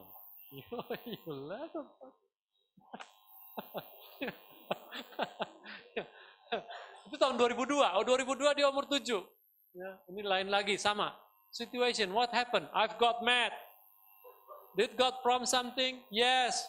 God used who to prompt the right things to do? Ayah. How did you respond in the first place? By being mad and not obey. What happened after you gave me a bad response? Ayah gave me a time out. What did you learn from this case? To be self-control. Self-control adalah karakter yang kami ajarkan. Jadi itu adalah komunikasi. Masih banyak lagi yang lain. Ya, saya tidak bahas semua. Nah, ini adalah surat cinta yang saya belikan ini kotak masing-masing anak satu, masing-masing udah dicetak namanya, kotak yang bagus. Jadi pada waktu kami kumpul malam, sebelum berdoa, ayah punya surprise, dan saya hadiahkan ini kotak masing-masing, dipanggil satu-satu, diupacarakan begitu, terus mereka lihat, ih kosong. Ya, saya bilang, ini jadi PR ayah untuk mengisi dengan surat-surat. Begitu ya, dan ini adalah tahun 2008, jadi kamu umur 13. 13, 12, 11, 9. Begitu ya. Contoh suratnya adalah seperti ini. Ini karena dia adalah pianis, jadi saya cari gambar ini. Dan suratnya begini bentuknya. Ranita, sing God's melody of love in your heart. Be reminded of the meaning of your name and demonstrate the same message every day. I praise God for you to be one of the ours in our family. Begitu, singkat. Karena tulis surat, waktu saya baca buku Letters from Dad, itu enggak gua banget juga. Wah, tulis surat. Jadi suratnya begini bentuknya. Ya, singkat, satu paragraf. Tapi, ya, ini buat anak kami berikutnya. Ini buat anak kami yang nomor 4, dia suka sekali binatang, saya enggak suka sekali binatang. Jadi saya enggak membolehkan dia pelihara binatang, saya kasih gambar binatang. Suratnya adalah Retasha, put more smile on your face, be kind to everybody, God loves you. Simple. Kasih waktu mau doa. Ini surat buat anak nomor 3 karena dia senang jadi kiper. Ini adalah kiper idola dia, Edwin van der Sar dari klub kami. Saya tulis adalah, Rainanda, jump as many as you can, jump as high as you can, jump as far as you can, be like Edwin van der Sar. I was proud of your persistence in 300 jumping jacks. Hardly waiting for you to be back in such a discipline. Dia jumping.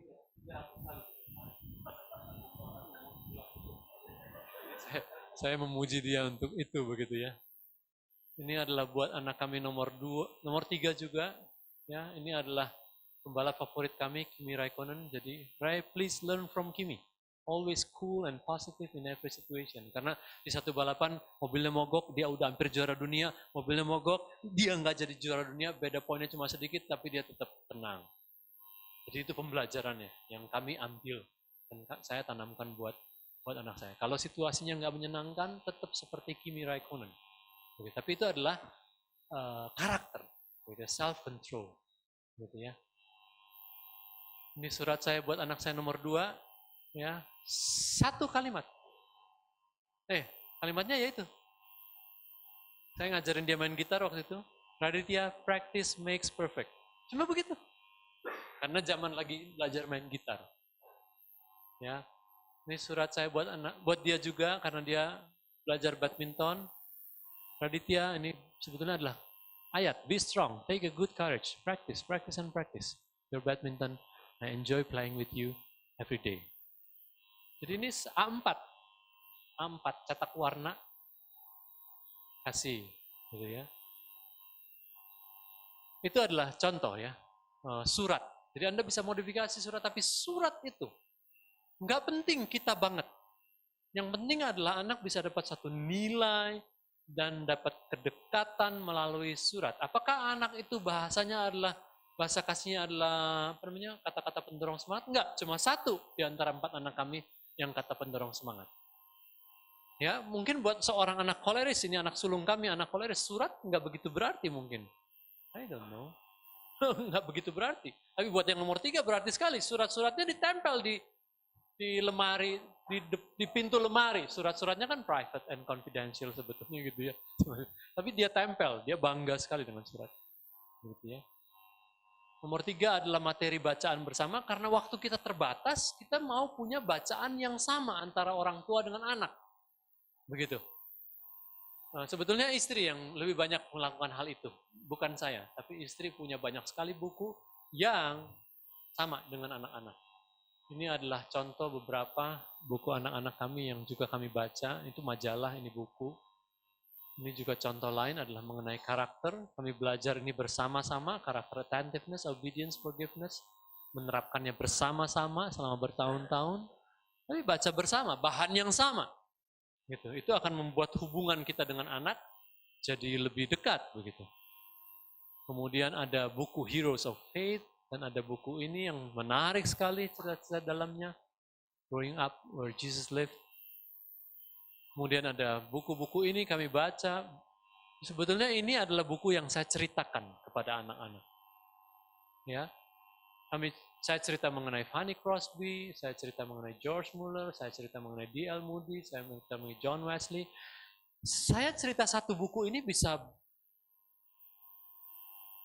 lebih dari 2 minggu. Karena pulang kerja saya buru-buru baca. Dapat 3-4 halaman, 3-4 halaman. Terus saya cerita.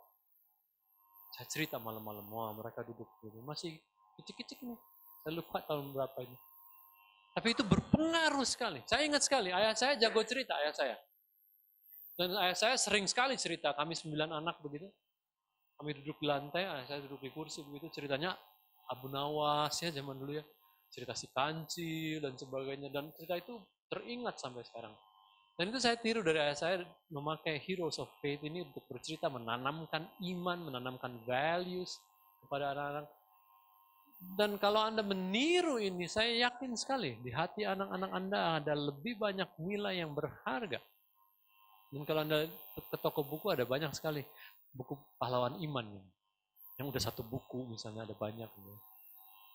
Kemudian aktivitas one-on-one tadi saya udah jelaskan ya. One-on-one secara rutin, saya punya jadwal seminggu 1 karena anak kami 4. Jadi ini kerjaan ayah ya, kerjaan ayah nih. Ya, bukan kerjaan ibu. Karena ibu udah punya hubungan yang hampir otomatis dekat dengan anak. Tapi saya harus berusaha keras sekali untuk punya hubungan dekat dengan anak. Jadi minggu pertama adalah anak pertama, minggu kedua adalah anak kedua, minggu ketiga adalah anak ketiga, minggu keempat adalah anak keempat. Simple. Cuma setengah jam. Cuma makan es krim di AW dekat rumah kami, atau ke Dunkindo, atau ke apa, kemana. Tapi sebentar. Tapi waktu one-on-one itu, pembicaranya adalah ngobrol seperti orang dewasa. Nggak ada koreksian, sama sekali nggak ada koreksian. Ngobrol, mau kenal, mau tahu isi hati dia, mau tahu perasaan dia tentang berbagai hal, kenapa begini, oh gitu ya. Dan kita sama sekali nggak ada koreksi, nggak ada protes, sama sekali nggak ada. Gitu ya. Nomor 5 adalah bermain bersama. Aduh, ini penting sekali. Ini penting sekali. Bapak Ibu, semua ini menujunya adalah nanti kepada menanam iman. Tapi kalau kita kurang main bersama, khotbah Anda nggak laku. Kalau kita nggak berkomunikasi banyak seperti pakai metode tadi, khotbah Anda nggak laku, memasukkan nilai firman Tuhan, nggak laku. Tapi kalau kita banyak main bersama, gaul bersama dan semua, waktu kita masukin firman, itu udah jadi seperti tanah yang subur. Begitu. Ini dia umur berapa bulan tuh? Di kolam renang. Ini umur 4 atau 5 di kolam renang. Kemudian ini adalah ini umur 6, 7 kali. Main layang-layang. Cuman sekarang mana ada orang main layang-layang ya? Mainnya jangan main pakai tab. Jangan yang digital, yang analog. Maksud saya gitu. Gitu ya, jangan main yang gini-gini. Main layangan, saya nggak bisa main layangan. Tapi saya minta supir saya ada di sana itu. Dan dia dulu yang naikin. Baru saya pegang. Baru saya panggil.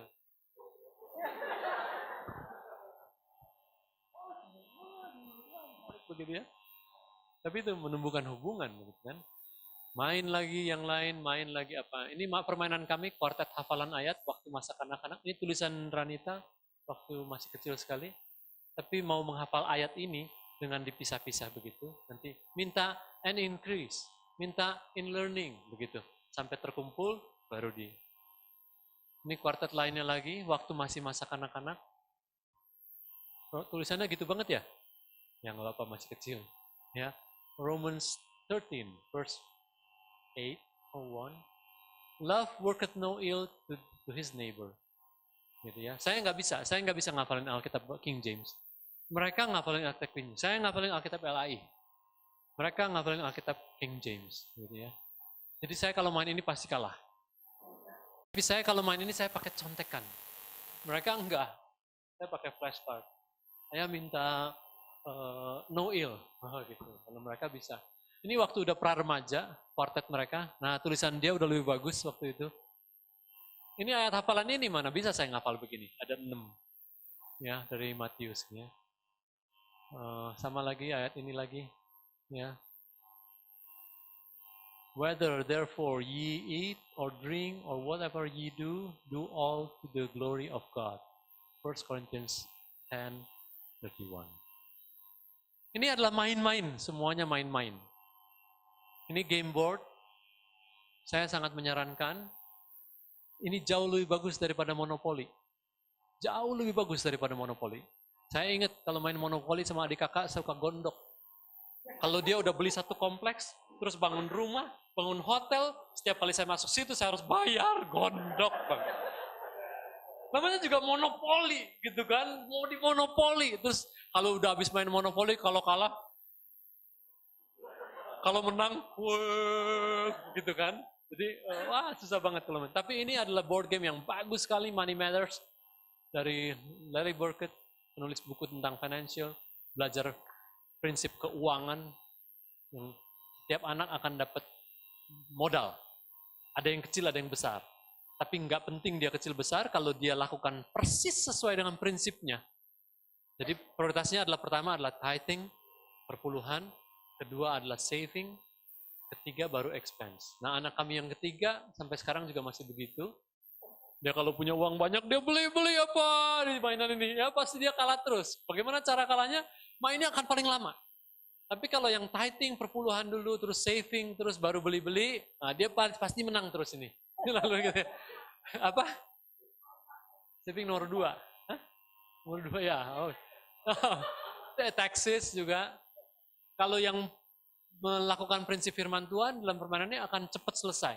Mesti menang cepat. Dan kami punya mainan ini juga. Namanya adalah teen choices. Ya. Ini banyak sekali prinsip dan karakternya di permainan ini. Ya, ada macam-macam choices. Kalau kamu diajak begini-begini sama temenmu, apa yang akan kamu lakukan? Apa yang akan kamu choose begitu?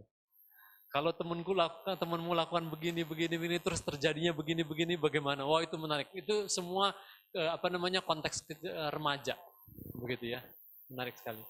Ya. Beli di Singapura, SKS. SKS, Singapura. ya. Udah nggak ada lagi. Money Matters sudah nggak ada. Atau di browse terus cari sumbernya. Mungkin di Amerika. Iya, mungkin di Amerika. Minta teman yang di sana kirim baru bawa pulang. Begitu ya. Tapi itu berguna sekali, ya. Bergaul dengan teman anak-anak, saya banyak sekali bergaul dengan teman anak-anak. Saya akan ngobrol dengan teman anak-anak. Karena kalau kita ngobrol dengan temannya mereka lebih jadi teman kita, anak-anak kita. Dari kecil-kecil sampai sekarang, saya ngobrol terus dengan teman-teman mereka. Atau kalau teman mereka telepon ke rumah, saya yang angkat, saya nggak akan langsung kasih ke mereka. Saya akan ngobrol dulu, gimana kamu, udah ulangan ya? Atau kapan ulangan, kapan ujian? Terus kita akan doakan teman mereka di doa keluarga kita. Gitu. Ya. Nomor 7 adalah usahakan untuk melakukan hobi yang sama. Nah, hobi saya adalah musik, saya melatih mereka dari kecil untuk musik supaya bisa ada irisan, irisan yang makin besar, ya. Ya.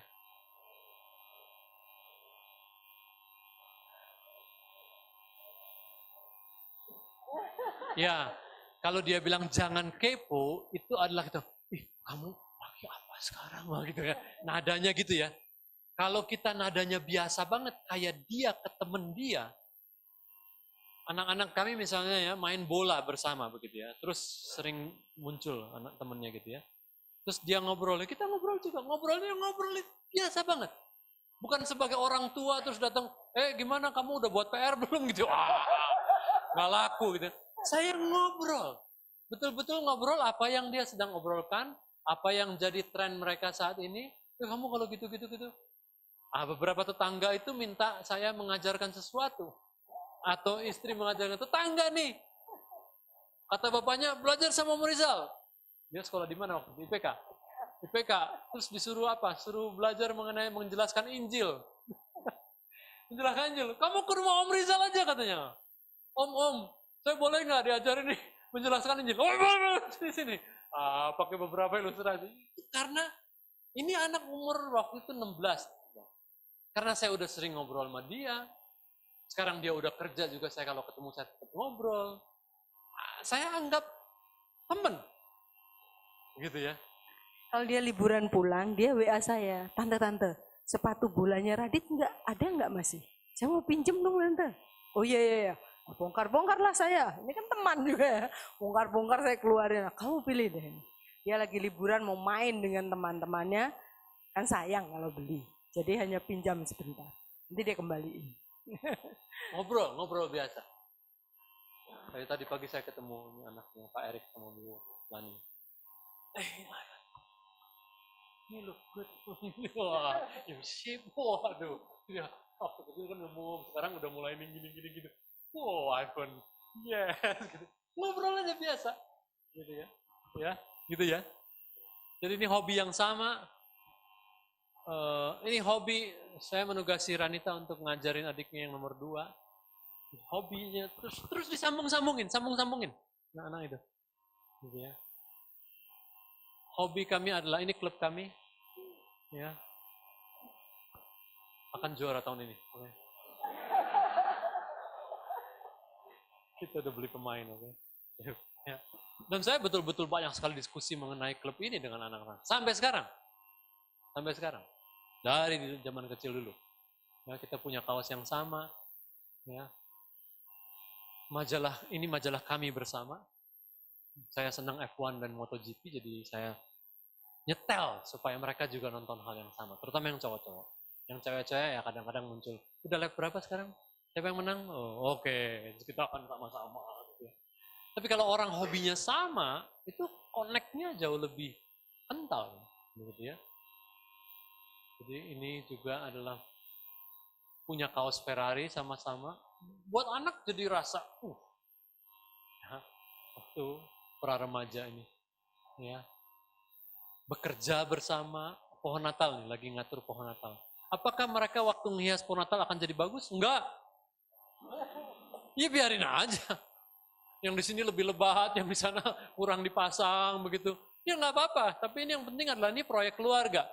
Bukan pohon Natalnya harus bagus. Pohon Natalnya harus jatuh oleh keluarga, begitu saja. Begitu ya.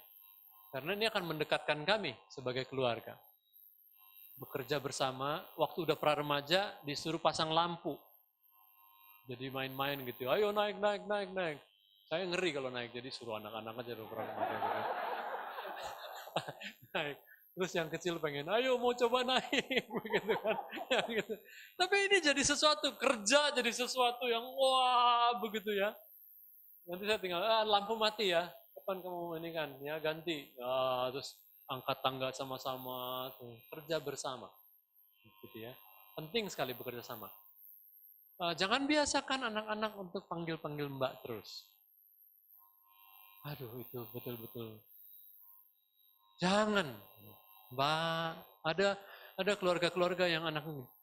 Mbak mau minum. Sedih banget saya dengarnya. Mbak tolong bikinin es teh. Anak lu kagak punya tangan apa? Waduh, itu mentalnya yang nggak jadi. Mbak bikinin ini, yang dia sendiri bisa. Melatih anak dalam beberapa keterampilan, gambar ini adalah lagi catur dan keterampilan apa saja.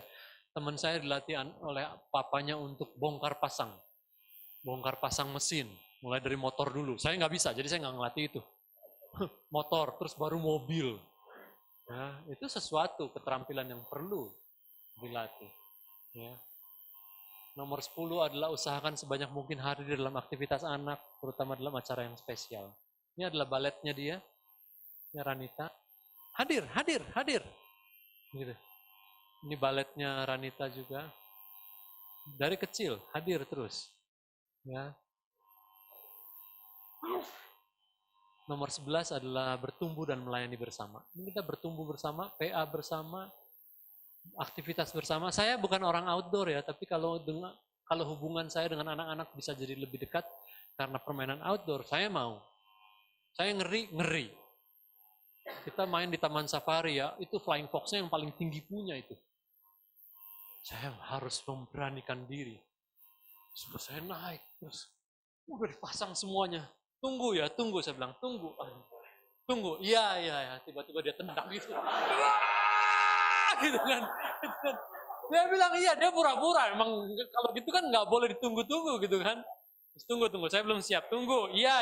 Dia langsung dong gitu kan. Tapi itu kan bisa jadi, ayo gimana tadi? Wah, ya takut banget. Saya bilang begitu kan. Oh, takut sih. Gue nggak takut nih gitu kan temen-temen. Itu jadi satu kenangan yang luar biasa begitu kan. Dan ini melayani bersama sejak mereka kecil. Ranita masih umur 12 di sana. 12, 11, 10, 8 dalam ensemble main di kebaktian gereja. Mereka jadi melayani di komisi remaja, paduan suara, musik, menghitung persembahan. Dan sebetulnya dari kecil mereka ya harus melayani. Dia mengiringi adik-adiknya di conference dan teman-teman. Kami menumbuhkan nilai di dalam keluarga kami, setiap orang itu harus melayani. Karena kita sudah menerima begitu banyak berkat dari Tuhan. Jadi saya tanya sama Ranita, buat kamu melayani, dia selama sekolah dia melayani juga di gereja. Pekerjaan, mengiringi. Dia bilang buat dia nggak susah, karena itu udah jadi nilai keluarga kita. Kan ayah udah haruskan sejak kecil. Harus melayani. Jadi sebelum korem, sebelum masuk komisi remaja di tempat ini, waktu masih di sekolah minggu, kamu nanti pilih pelayanan apa. Harus pilih. Tapi kamu pilih. Kamu tanya sama kokomu. GI itu. Sehingga mereka harus melayani. Karena kalau orang nggak berkontribusi, orang akan banyak protes terus. Inilah kurang, itulah kurang, segala macam. Tapi kalau melayani, lain lagi ceritanya. Dan kami lakukan sejak kecil sampai besar. Saya tetap jadi liturgis, anak-anak udah besar. Ini satu tim musik kami di gereja di atas.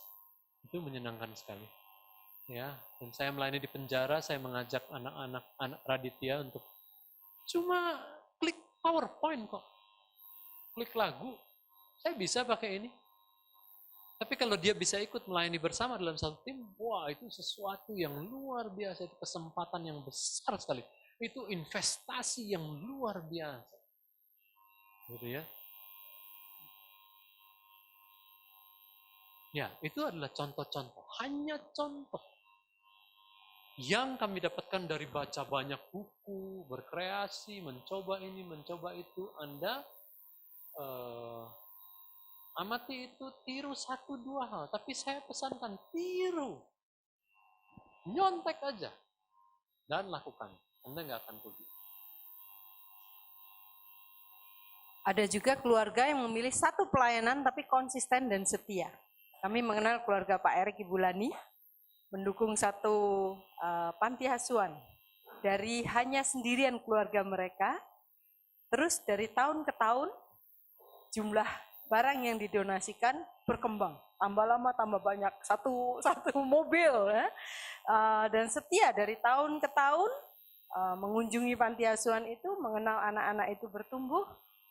Saya tahu karena kadang-kadang kalau perlu LCD atau perlu toa, dia pinjam, boleh nggak? Oh iya boleh ambil, kemudian diambil. Dan Ibu Lani mengelola teman-teman yang lain, orang tua murid yang lain yang mau ambil bagian. Itu jadi komunitas yang menyenangkan.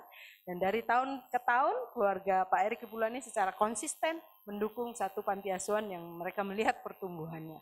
Anak-anak bantuin dari kecil-kecil sampai mereka remaja sekarang.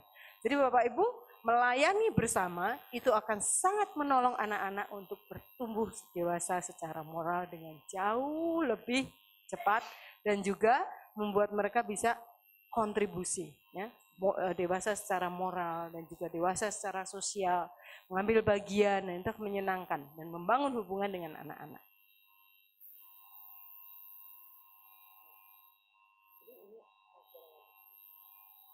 Bapak Ibu, sebentar kita akan bagi kelompok. Kelompoknya kalau lupa saya masih tempel di belakang, tapi sebelum kita bagi kelompok, di kelompok akan membahas bagaimana Bapak Ibu menerapkan untuk membangun hubungan. Tadi waktu break sebetulnya ada satu ibu yang men-sharingkan, ya, menjemput anak, tunggu 1 jam, tapi menahan diri untuk tidak marah dan itu menjadi kesempatan yang indah sekali waktu anaknya cerita kenapa dia tadi kok lama, gitu ya, dan itu menjadi sesuatu yang sungguh-sungguh wah, berubah sekali ternyata ya. Kalau ternyata sesudah menunggu langsung marah-marah, itu cerita nggak jadi keluar. Terima kasih untuk sharingnya. Tapi kita akan mendengarkan satu sharing dari satu keluarga yang kami sangat kagumi karena beliau memulai Growing Kids Coachway di gerejanya dan terus setia dan sampai sekarang jadi angkatan kesekian dengan jumlah pasangan yang luar biasa. Kami minta mereka untuk mempersiapkan, men-sharingkan bagaimana mereka membangun hubungan dengan anak-anak mereka yang sekarang remaja. Dan mereka mengikuti GKGW bertahun-tahun yang lalu.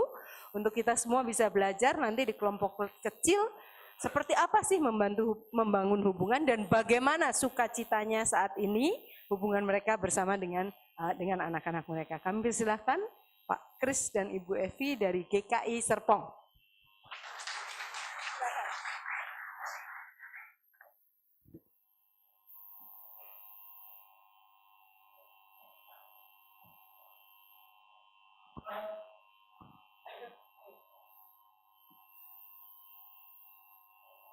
Iya dong, di depan.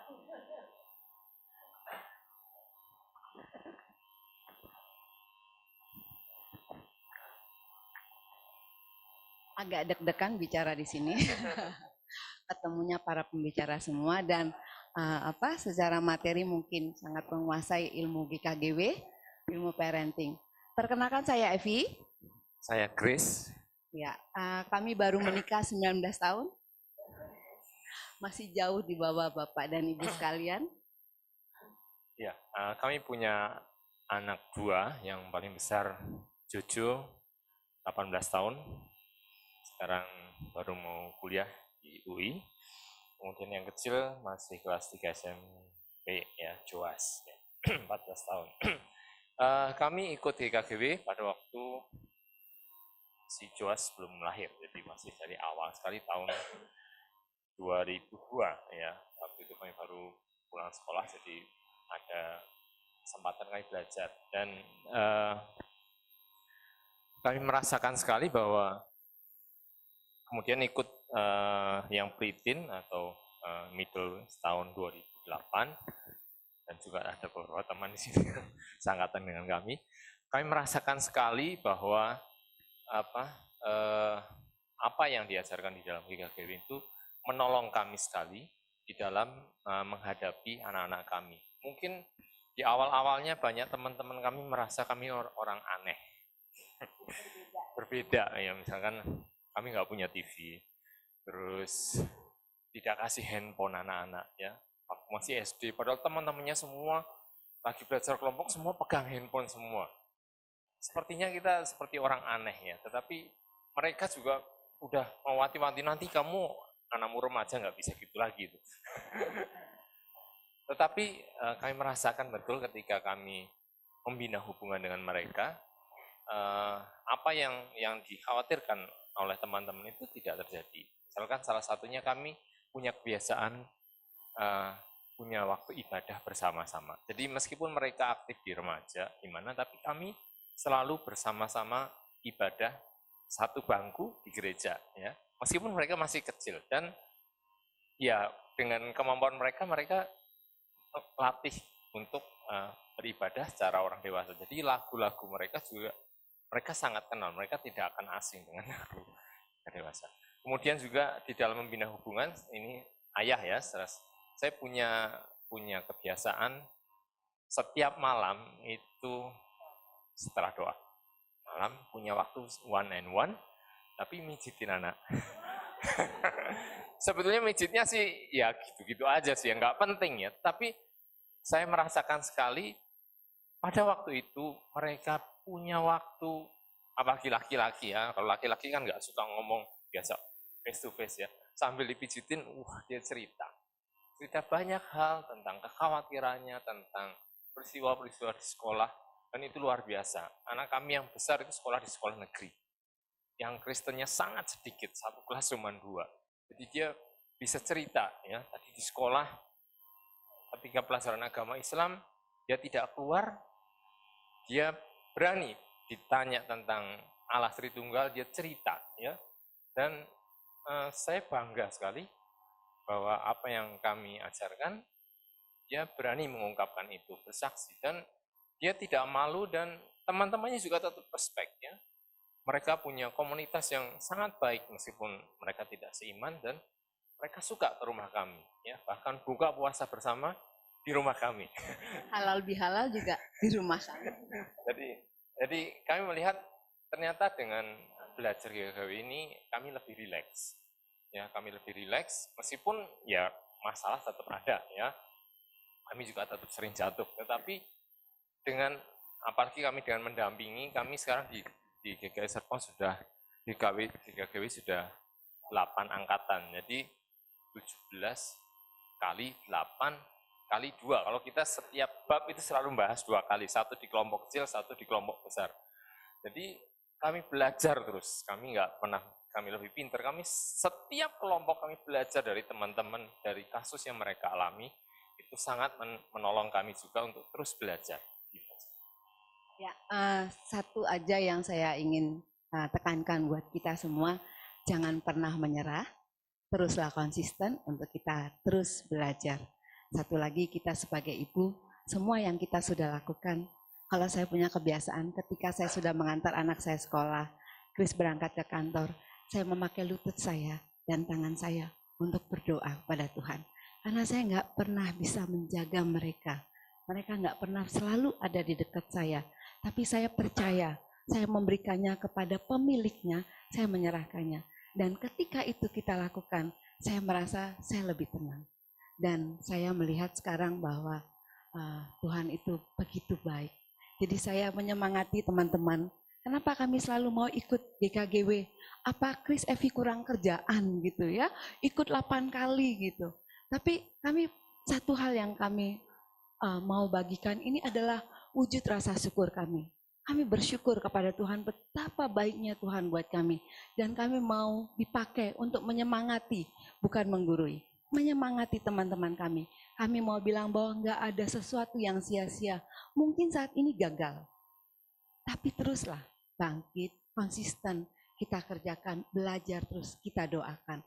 Dan nanti waktunya kita memetik buahnya. Itu aja.